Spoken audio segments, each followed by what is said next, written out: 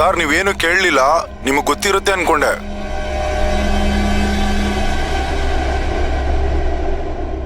ಪೂಜಾ, ನನ್ನ ಅನುಮಾನ ನಿಜ ಆಗೋಯ್ತು.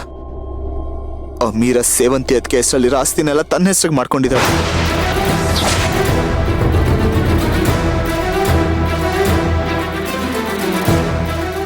ಅಶ್ವಿನ್, ಈಗೇನು ಮಾಡೋದು? ನನಗೂ ಗೊತ್ತಾಗ್ತಿಲ್ಲ.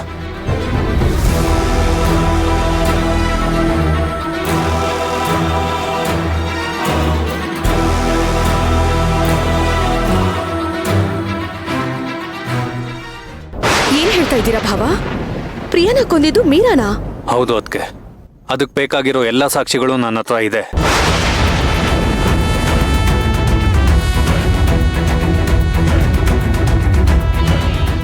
ಅವತ್ತು ನೀವು ನನಗೊಂದು ಪೆನ್ ಡ್ರೈವ್ ಕೊಟ್ಟು ಕೋರ್ಟಿಗೆ ತಲುಪಿಸ್ಬಿಡು ಅಂತ ಹೇಳಿದ್ರಿ.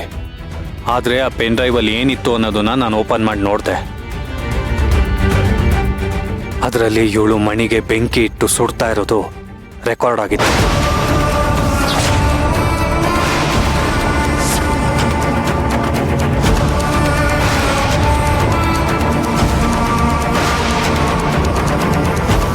ಮತ್ತ್ಯಾಕೋ ನೀನು ಅವತ್ತೇ ನಾನು ಕೊಡ್ಲಿಲ್ಲ? ಕೊಟ್ಟಿದ್ದಿದ್ರೆ ಅವತ್ತೇ ಇವಳನ್ನ ಒಳಗಾಕ್ಸ್ಬೋದಾಗಿತ್ತು. ಆದರೆ ಅದು ನನಗೆ ಬೇಡವಾಗಿತ್ತು. ಕೋರ್ಟಲ್ಲಿ ಹಬ್ಬಬ್ಬ ಅಂದರೆ ಇವಳಿಗೆ ಏನು ಶಿಕ್ಷೆ ಸಿಕ್ತಿತ್ತು? 14 ವರ್ಷ ಶಿಕ್ಷೆ ಆಗ್ತಿತ್ತು. ಆಮೇಲಿಂದ ಇವಳು ಹೊರಗಡೆ ಬಂದ್ಬಿಡೋಳು. ನನಗದು ಬೇಕಾಗಿರಲಿಲ್ಲ. ಯಾಕಂದರೆ ನಾನು ಮಣಿನ ಅಷ್ಟೊಂದು ಪ್ರೀತಿಸ್ತಿದ್ದೆ.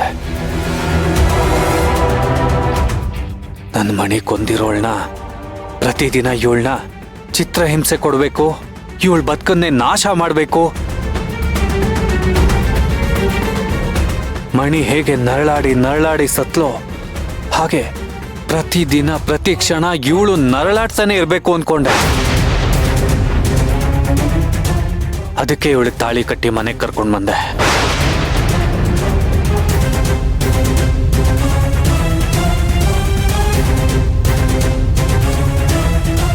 ಏ ಮೀರಾ, ನೀನು ಕೆಟ್ಟೋಳು ಅಂತ ಗೊತ್ತಿತ್ತು. ಆದ್ರೆ ಪ್ರಿಯಾನ ಸಾಯಿಸೋಷ್ಟು ಕ್ರೂರಿ ಆಗ್ತೀಯ ಅಂತ ನಾನು ಅನ್ಕೊಂಡಿರ್ಲಿಲ್ಲ.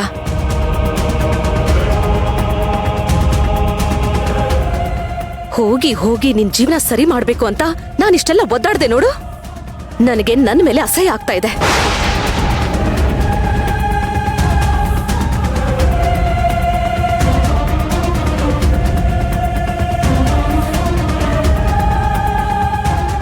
ಕರ್ಣ, ಅದಕ್ಕೆ ನಾನು ನೀನು ಇಷ್ಟೊಂದು ಗೋಳಾಕೋತಾ ಇದ್ದಿದ್ದು. ಹೌದು, ಇವಳಿಗೆ ತಕ್ಕ ಪಾಠ ಕಲಿಸ್ಬೇಕು ಅಂತಾನೆ ನಾನು ಅಶ್ವಿನ್ ಸೇರ್ಕೊಂಡು ಮಣಿ ದೆವ್ವ ಆಗಿದ್ದಾಳೆ ಅನ್ನೋ ನಾಟಕ ಆಡಿದ್ವಿ.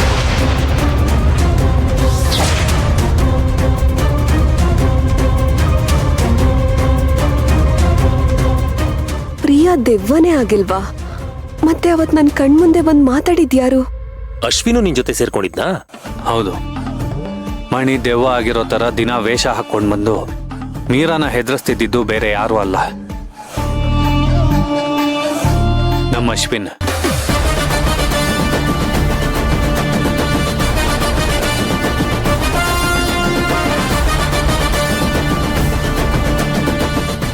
ಇದೆಲ್ಲ ಈ ಅಶ್ವಿನ್ ಕೆಲ್ಸನಾ?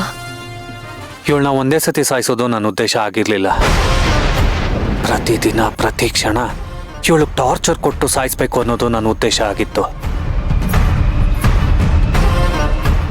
ಆದರೆ ಅದ್ರ ಮಧ್ಯೆ ಏನೇನೋ ಆಗೋಯ್ತು. ಆ ಮಾಯಮ್ಮನಿಂದ ನನ್ನ ದಿಕ್ಕೆ ತಪ್ಪೋಯ್ತು.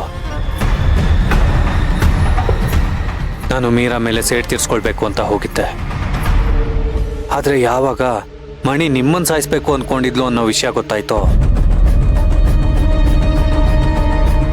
ಅವಾಗ ನನ್ಗನ್ಸೋದಕ್ಕೆ ಶುರುವಾಯಿತು ಆ ದೇವರು ಮೀರಾ ಮೂಲಕ ಮಣಿಗೆ ಶಿಕ್ಷೆ ಕೊಟ್ಟಿದ್ದಾನೆ ಅಂತ.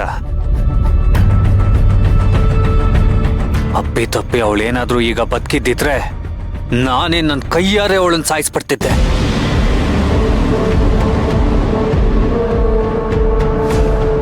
ನಾನು ಮಾಡಬೇಕಾಗಿದ್ದಿದ್ದ ಕೆಲಸನ ಮೀರಾ ಮಾಡಿದಾಳಷ್ಟೆ. ನನಗೀಗ ಮಣಿ ಮೇಲೆ ಯಾವ ಪ್ರೀತಿನೂ ಇಲ್ಲ, ಹಾಗೆ ಮೀರಾ ಮೇಲೆ ಯಾವ ದ್ವೇಷನೂ ಇಲ್ಲ. ಹಾಗಂತ ಇವಳಿಗೇನು ಕೊಡದೆ ಮನೆ ಬಿಟ್ಟು ಹೋಗು ಅಂತ ಮನೆಯಿಂದ ಓಡಿಸೋ ಕೆಟ್ಟು ಮಂಚನೂ ನಾನಲ್ಲ. ಒಲ್ಲದ ಮನ್ಸಲ್ಲಿ ಇವಳ ಜೊತೆ ಸಂಸಾರ ಮಾಡಬೇಕು ಅನ್ನೋ ಆಪ್ಷನ್ನು ಥಾಟು ಇದ್ಯಾವುದೂ ನನ್ನಲ್ಲಿ ಉಳ್ದಿಲ್ಲ. ಅದಕ್ಕೆ ನನ್ನಿಂದ ಏನ್ ತಪ್ಪಾಗಿದ್ಯೋ ಅದಕ್ಕೆಲ್ಲ ಮೀರಾ ಹತ್ರ ಕ್ಷಮೆ ಕೇಳ್ತೀನಿ. I'm sorry Meera. ಹಾಗೆ ನನ್ನಿಂದ ಆಗಿರೋ ತಪ್ಪಿಗೆ ಮೀರಾಗ ಏನ್ ಸೇರ್ಬೇಕೋ ಅದೆಲ್ಲ ನಾನು ಅವಳಿಗೆ ತಲುಪಿಸ್ತೀನಿ. ಭಾವ, ನೀವೇನ್ ಮಾತಾಡ್ತಾ ಇದ್ದೀರಾ ನನಗೆ ಅರ್ಥ ಆಗ್ತಾ ಇಲ್ಲ. ಇವಳಿಗೆ ಲೀಗಲ್ ಆಗಿ ಡೈವರ್ಸ್ ಕೊಟ್ಟು ಇವಳಿಗೆ ಏನ್ ಜೀವನಾಂಶ ಕೊಡಬೇಕು ಅಂತ ಕೋರ್ಟ್ ಹೇಳುತ್ತೋ ಅದನ್ನೆಲ್ಲ ನಾನು ಇವಳಿಗೆ ಕೊಡ್ತೀನಿ. ಮೀರಾನ ಈ ಮನೆಯಿಂದ ನಾನು ಕಳಿಸ್ಬೇಕು ಅಂತ ಯೋಚನೆ ಮಾಡ್ತಿದ್ದೀನಿ.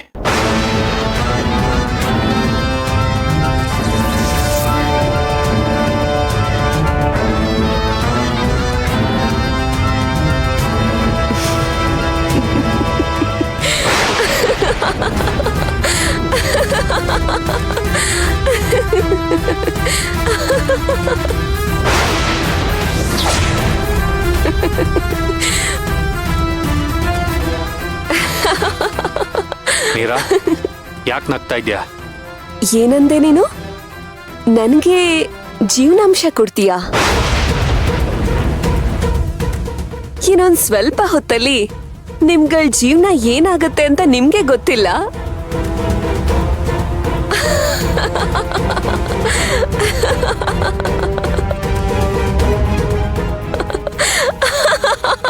ಏಯ್, ನೀನು ಮಾಡಿರೋ ಅನ್ಯಾಯಕ್ಕೆ ನಿನ್ನಂತೂ ನಾನು ಸುಮ್ನೆ ಬಿಡಲ್ಲ, ಬಿಡು. ಅಶ್ವಿನ್ ದುಡುಕ್ ಬಿಡ ಕಣೋ. ಏಯ್, ಬಿಡು ಪೂಜಾ, ಬಿಡು. ನಾವ್ ಇವಳಿಗೆ ಕಾನೂನು ಮುಖಾಂತರ ಉತ್ತರ ಕೊಡೋಣ.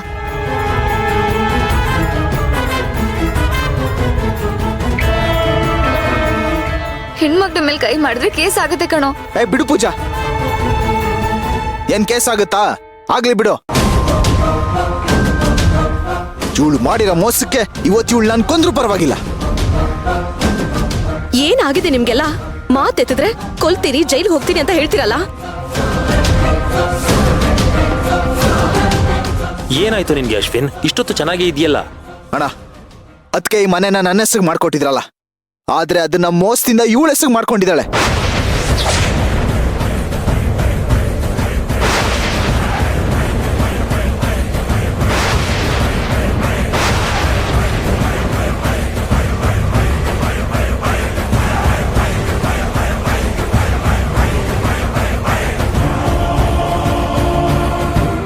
ಅಷ್ಟೇ ಅಲ್ಲ ಅಣ್ಣ, ನೀನ್ ಅದಕ್ಕೆ ಹೆಸರಿಗೆ ಏನೇನ್ ಪ್ರಾಪರ್ಟಿ ಮಾಡಿದ್ಯೋ ಅದನ್ನೆಲ್ಲ ಮೋಸದಿಂದ ಇವಳ ಹೆಸರು ಮಾಡ್ಕೊಂಡಿದ್ದಾಳೆ.